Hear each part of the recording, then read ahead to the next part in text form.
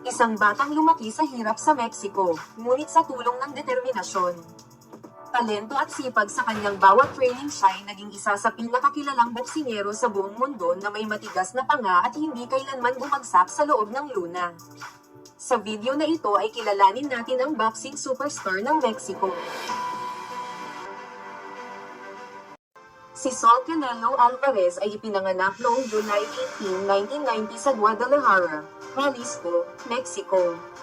Lumaki siya sa simpleng pamilya at nakaranas ng kahirapan mula bata pa lang. Ngunit hindi ito naging hadlang sa kanyang pangarap na maging boksingero. Bata pa lang, mahilig na siya sa sports, ngunit ang puso niya ay nakalaan sa boxing. Pinaghandaan niya ang bawat araw ng ensayo sa lokal na gym, at sa murang edad, nakitaan na siya ng talento at bilis na kakaiba para sa kanyang edad. Noong 2005, sa edad na 15, nagsimula si Canelo sa professional boxing. Hindi nagtagal, lumitaw ang kanyang pangalan sa boxing scene sa Mexico at sa buong mundo. Kilalang agresibo, mabilis sa footwork, at may deadly counter punches, siya ay isang natural na boksingero. Ang kanyang style ay kombinasyon ng modern tactics at klasikong boxing discipline. Hindi nagtagal, nakamit niya ang titulo at kinilala bilang isa sa pinakamalakas at pinakatalino sa ring. Si Canelo ay 4-division world champion, being the first and only undisputed super middleweight champion in history and holding unified titles in 3 divisions.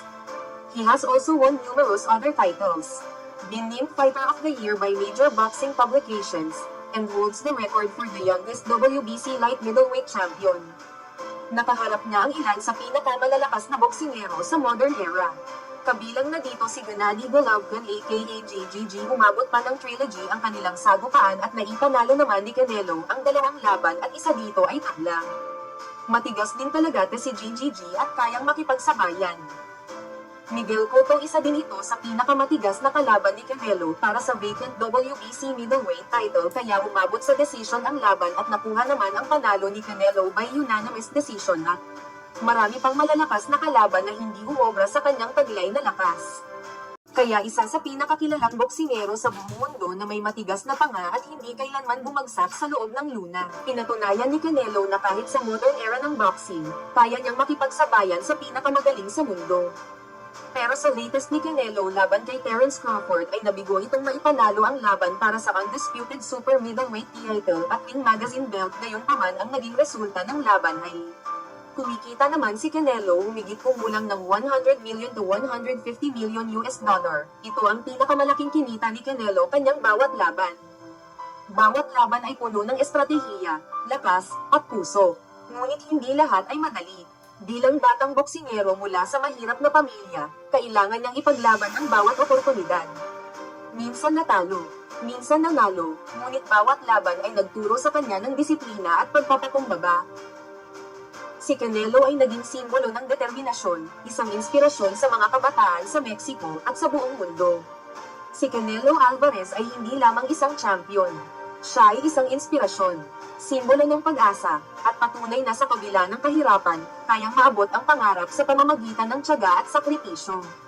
Sa bawat suntok, ipinapakita niya ang puso ng isang tunay na mandirigma. At sa bawat laban, patuloy niyang tinatangkilik ang karangalan ng bansa at ng boxing world. Ito ang kwento ni Canelo Alvarez, mula sa isang batang mahirap sa Mexico, hanggang sa pagiging isa sa pinakakilalang boxing legend sa buong mundo. Isang alamat ng modern boxing, inspirasyon ng kabataan, at simbolo ng determinasyon at tagumpay. At kung nagustuhan niyo ang kwento, i-share, like and subscribe na rin kayo.